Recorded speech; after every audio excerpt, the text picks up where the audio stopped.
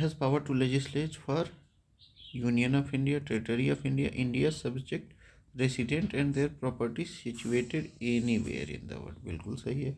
As per the Constitution of India, Parliament can legislate for Union of India. Central subject under list 1. Territory of India includes UTs and states. Indian citizens abroad and their property under extraterritorial jurisdiction given in Article 245(2). बिल्कुल सही है. जो 242 में दिया हुआ है, Parliament में make laws for a whole और any part of India, also for persons और property situations outside the territory of India. मतलब जिनकी प्रॉपर्टी या पर्सन्स जो भारत के नागरिक हैं वो भारत से बाहर भी उनकी सिचुएटेड हैं, उनके लिए भी लॉज बना सकता है भारत. ठीक. Parliament extra territorial power is upheld by Supreme Court in Ajay Hasia versus Khalid Mujib and GBK Industries versus ITO with reasonable nexus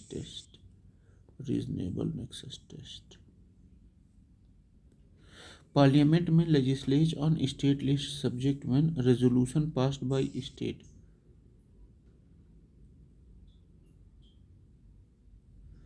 Parliament can legislate on state subject in certain exceptional situations. One of them is Article 252. When two or more state legislature passes a resolution requesting Parliament to make a law on state subject.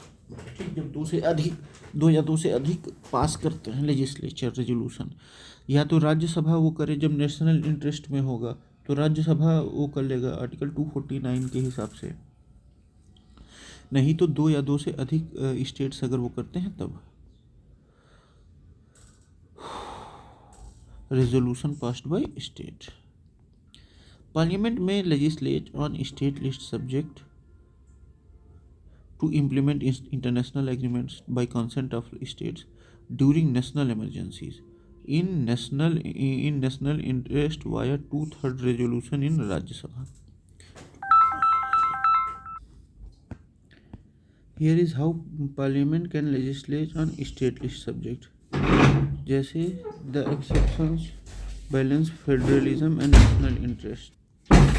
All four situations are constitutionally and commonly tested. Parliament can legislate on state list for Article 2. अच्छा state Parliament Article 243. अरे अच्छा, एक बार फिर से देखते हैं हम लोग. पार्लियामेंट में legislate on state list subject to implement international treaty सही है. बाय कंसेंट ऑफ स्टेट सही है. ड्यूरिंग नेशनल इमरजेंसी सही है. In national interest via 2/3 resolution in Rajya Sabha, हाँ ये भी सही है. ठीक. To implement international treaty article 243 no consent needed, कोई कंसेंट नहीं चाहिए. कंसेंट ऑफ 2+ स्टेट तो आर्टिकल 252 स्टेट पास रेजोल्यूशन कि हमारे बदलाव चाहिए. During national emergency temporarily allowed article 250. National interest में राज्यसभा रेजोल्यूशन पास करेगा आर्टिकल 249. वैलिड फॉर 1 ईयर और फिर रिन्यूएबल भी हो सकता है. ठीक. Parliament can legislate on state list for treaties under, अच्छा जो इंटरनेशनल ट्रीटीज हैं उनकी बात हो रही है. Article 253 empowers Parliament to legislate on any subject, including those in state laws for implementing international agreement, treaties and convention. तो Article 253 के अकॉर्डिंग 252 अगर स्टेट्स बोल रहे हैं कि स्टेट लिस्ट में थोड़ा सा संशोधन किया जाए, लेजिस्लेट किया जाए. Article 249 national interest plus Rajya Sabha resolution. ठीक. Article 250 emergency power. This article has been used in World Trade Organization, UN and environmental laws treaties. Parliament can't legislate on state list unless president Parliament can't legislate unless president directed. नहीं भाई. Rajya Sabha passes resolution for national interest सही है. Speaker of Vidhan Sabha certified नहीं. National emergency is an operation, ये दोनों सही है. तो parliament can legislate on state list under limited circumstances which include article 249. मतलब राज्यसभा पास किया रेजोल्यूशन 2/3 मेजोरिटी से. या 250 ड्यूरिंग नेशनल इमरजेंसी, या 252 के अकॉर्डिंग दो से अधिक स्टेट्स कह रहे हैं कि इसको स्टेट लिस्ट को मतलब पार्लियामेंट रेगुलेट करे, या 253 यानी कि इंटरनेशनल ट्रीटीज़ हुई हैं उनको लागू करना है तब, यानी कि 4 कंडीशन है। तो 249 क्या कंडीशन है, Rajya Sabha 2/3 resolution in national interest valid for 1 year, और ये एक्सटेंड भी किया जा सकता है अगली मीटिंग में। आर्टिकल 250 क्या कहता है, नेशनल इमरजेंसी में temporary last till 6 month after emergency in, तो ये 6 महीने तक चलता रहता है जब तक इमरजेंसी ख़त्म नहीं हो जाती। 252 कंसेंट बाय 2+ स्टेट, ये मतलब 2 से अधिक स्टेट जब तक कंसेंट नहीं देते कि आप स्टेट लिस्ट में वो कीजिए, संशोधन कीजिए या पार्लियामेंट गवर्न कीजिए, laws applies only by consenting states. Article 253 international treaties, Parliament can override state list, no state consent needed. ठीक है। प्रेसिडेंट डायरेक्टेड, नहीं, President does not have such power independently.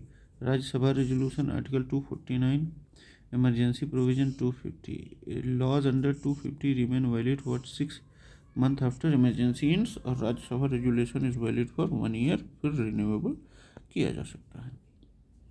Parliament can make law for implementing international treaties without the consent of any state under Article 253.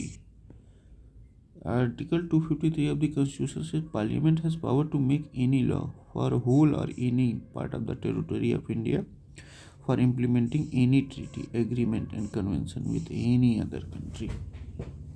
This law can override entries of state list and does not require consent of any state. ठीक, जैसे world trade organization, UN convention, IPR laws, Paris agreement etcetera. Parliament derives power even on state subject when implementing treaties. ठीक है। Who can legislate on subject not mentioned in any of these 3 lists to Parliament? Article 248 ये provide करता है residuary power Parliament को। Parliament has exclusive power to make any law on matters that enumerated in the union, state और concurrent list, जो किसी में भी नहीं है वो जो है ये कर सकता है।